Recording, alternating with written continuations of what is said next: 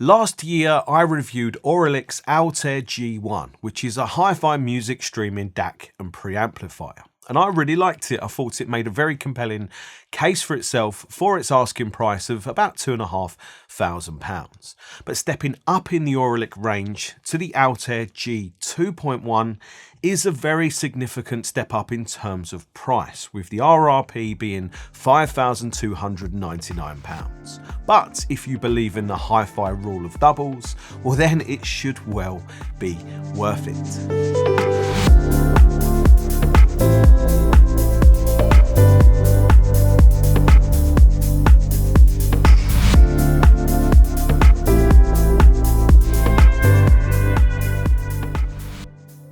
For those of you who are new to the hi-fi rule of doubles, it's basically a suggestion that you need to spend twice as much to see a significant improvement over what you already own. And I'm not sure how you feel about that as a hi-fi rule, but it does kind of make some sense. And the Altair G2.1 is not a new product. It was released back in May 2021. So why review it in 2023 when the digital audio space is so fast paced? Well, I actually think it's still very much going to be a product on a lot of audiophiles' wish lists for very good reason. AURALiC's Altair products are their do-it-all-in-one-box solutions. Your hi-fi hub, your music streamer, your DAC, your preamplifier, your music storage.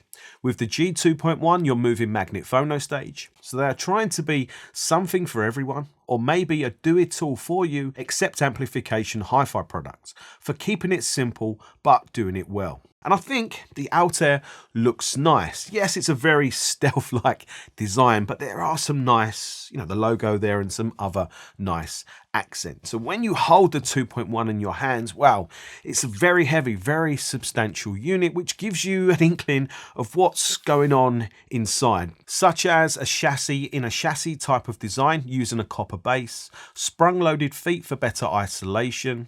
But one of the big advancements with the 2.1 is the analog stage, which is using AURALiC's Orphea R2R modules to create a fully passive volume control with a Class A biased output. And when you look at this in the flesh compared to the analog stage in the Altair G1 or the 1.1, you can see why the 2.1 will cost more, because there is a lot more to it.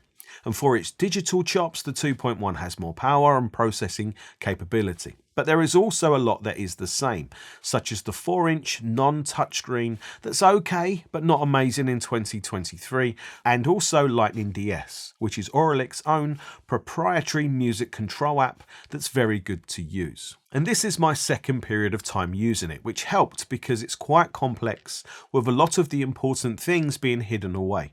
But overall, it's a very good app that's easy to use and easy to get music playing from maybe streaming services or maybe external sources.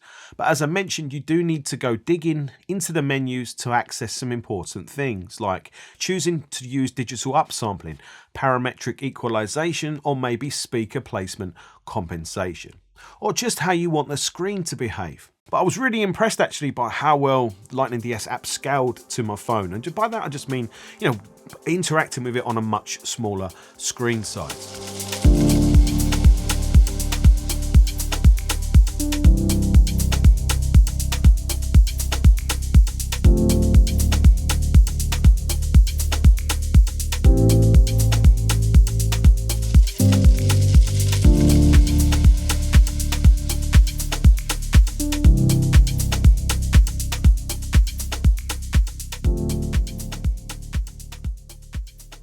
I think when you're spending this kind of money on a hi-fi component, especially one that's designed to fulfill lots of functions for you, it makes the most sense to use it in its entirety. But that only makes sense when each of the functions and features that it offers delivers to a high level. And I did all manner of testing and comparing to try and, pull apart the different components within the Altair to try and see how they all perform, which is extremely difficult because often you're listening to, multiple parts all at once. But the sum up from lots of comparisons and testing and trying all manner of different things was that I was really surprised and impressed by the consistency of the sound delivery from the 2.1. And by that I mean, yeah, the consistency of the sound quality, but also the sound character. It didn't really seem to matter too much what music source that I was using or how I was using the 2.1. There was a consistency of sound for quality and character. And I think that points to the importance of the analog stage within it, which I think is pretty obvious. It's pretty much a no-brainer, right? We already know this. But I think it also shows that there's been a lot of attentions to detail paid by AURALiC to all of the other important parts of the G2.1 as well. And the most surprising part to me was the phono stage. Yes, it's only a moving magnet stage, so it's not going to be for every turntable setup, but it's ideal for me currently, and I enjoyed the smooth, easygoing, quite big and bold character of it. And to me, it's a phono stage going for a pleasing overall sound, rather than trying to extract the maximum amount of detail or give you a really wide open, clear overall sound. So for an entry to medium-ish level turntable setup, that's probably going to be the type of phono stage that works really nicely for you. But if you have a much higher end turntable setup, I like the fact that you haven't been forgotten. AURALiC have designed the analog input stage to actually feed direct to the analog output stage. So they bypass all of the digital circuitry altogether. But let's be honest about it. If you're interested in a product like this AURALiC Altair, it's probably because you stream music from the cloud, as I did for 97%-ish of this review. And it was very interesting actually, when I first installed the Altair, I straight away was doing a comparison between it and the NAD M10 V2 that I have been using purely as a streaming DAC and preamplifier. And I actually think the M10 V2 is an excellent streaming DAC preamplifier. Even though it's not designed necessarily for that, I actually think it's excellent. But it's interesting. Going straight up to the Altair G2.1 was a very obvious, noticeable step up in a lot of key areas in terms of sound quality. And that was feeding into NAD's M23 power amplifier, playing into the Griffin EOS 2 speakers that hopefully you can see sat there behind me. And those are very transparent, quite brutally honest actually, speakers. So they show you everything about the HiFi system for good and for bad. But what I enjoyed most about the G2.1 sound is what I call a good, solid digital sound. A sound that has, really nice solidity, really nice authority, really good scale, and a good solid foundation, so a good solid bass. But also there was the things that I expected from an AURALiC, such as, good timing, good clarity, and a good soundstage, such as what I enjoyed about the G1. But interestingly, the 2.1 I think takes that on a stage by giving you more musical refinement and just kind of a richer, more tonally strong overall type of sound. That is me obviously going from memory. But that means that vocals are delivered really nice. They have just that extra bit of solidity and tonality. That means treble details can sparkle with a minimal amount of treble glare, music and source depending. And again, good bass, good, nice, strong, solid bass that's quite punchy, really quite punchy at times actually, with very good timing. And another tip I have for you is that my preferred listening mode or DAC mode was the dynamic mode, because that again gave the biggest, the strongest, the most impactful, most solid sound. But I then engaged the upsampling to the maximum, so that gave the balance of the biggest, the strongest, the boldest sound, but also with the best timing.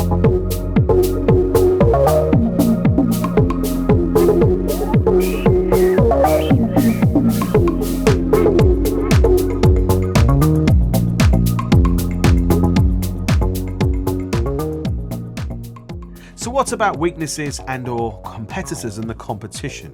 Well, that's a really difficult one because I actually did not find any obvious weaknesses with the Altair G2.1. I tested as much of it as I could, and actually, like I said, the consistency of its performance was really very impressive. And that is rare. It's rare to actually sit here for me to say it, and rare to actually not find at least one kind of shortcoming. But as I say that, in 2023, other solutions do offer other standout features, maybe such as dedicated subwoofer outputs that maybe have some kind of crossover high-pass filtering, or maybe just some level of control for subwoofers. That is missing here. And some other solutions maybe offer, fancier caseworks and fancier screens. So those are standout differences between products. And some of the solutions that do that cost less money than the G2.1. So these are considerations. But the other consideration might be that they don't sound as good. That would be up to you to listen to and compare them for yourself and make that